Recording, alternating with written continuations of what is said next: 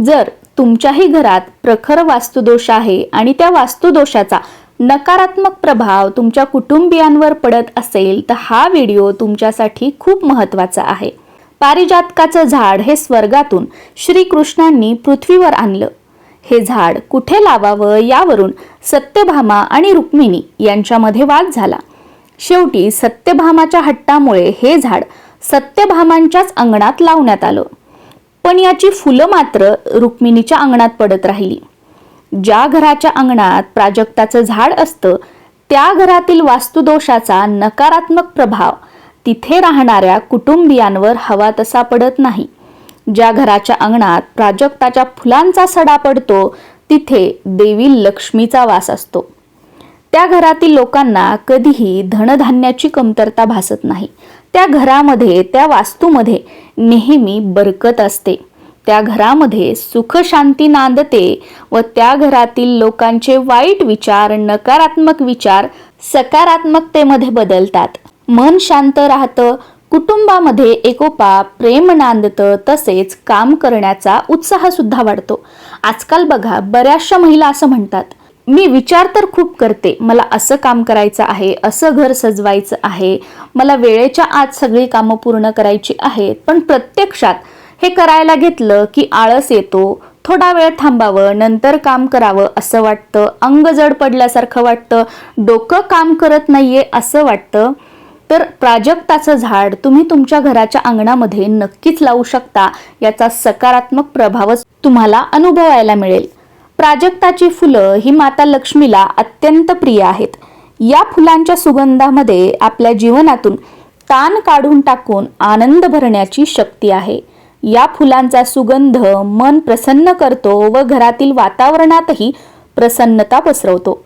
या फुलाचा सुगंध कुटुंबातही आनंदाचे वातावरण निर्माण करतो व त्या घरातील लोकांना निरोगी व दीर्घायुष्य देतो. ज्या घराच्या अंगणात ही फुलं असतात त्या फुलांचा सडा पडतो त्या घरात नेहमीच शांतता व समृद्धी नांदते. हे प्राजक्ताचं झाड शक्यतो ईशान्य किंवा पूर्व दिशेला लावावं, जर तुम्हाला एखाद्या विशिष्ट दिशेलाच लावायचं असेल तर. कारण बऱ्याच जणांचा असा हट्ट असतो की योग्य दिशा कोणती हे झाड लावण्यासाठी, योग्य जागा कोणती हे झाड लावण्यासाठी, तर त्यांच्यासाठी ही माहिती आहे. बाकी तुम्ही हे झाड घराच्या अंगणामध्ये, बाल्कनीमध्ये कुठेही लावलं तरी सुद्धा याचा सकारात्मक प्रभावच तुम्हाला अनुभवायला मिळणार आहे. कारण हे झाड कल्पवृक्ष म्हणून सुद्धा ओळखलं जातं. माता लक्ष्मीला प्राजक्ताची फुलं ही अत्यंत प्रिय आहेत.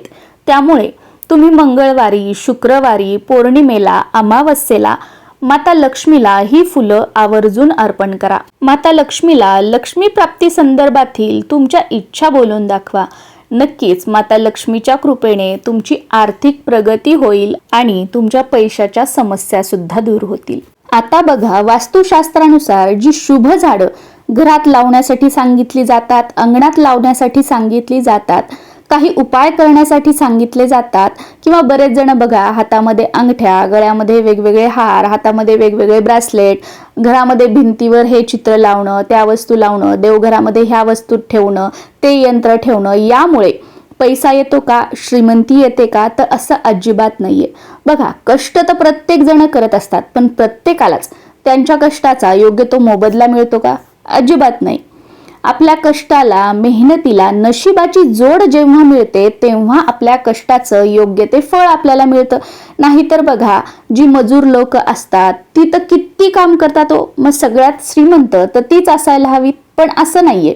ज्यांच्या कष्टाला नशिबाची जोड मिळते तीच लोक आयुष्यामध्ये यशस्वी होतात. आणि हे जे असे छोटे छोटे उपाय असतात, रेमेडीज असतात, तर त्या आपल्या कष्टासोबत, मेहनतीसोबत नशिबाची जोड मिळवून देण्याचं काम करत असतात.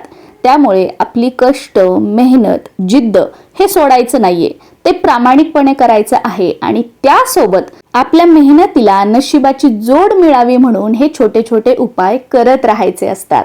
आणि हो, या गोष्टींवर तुमचा विश्वासही असायला हवा बरं का.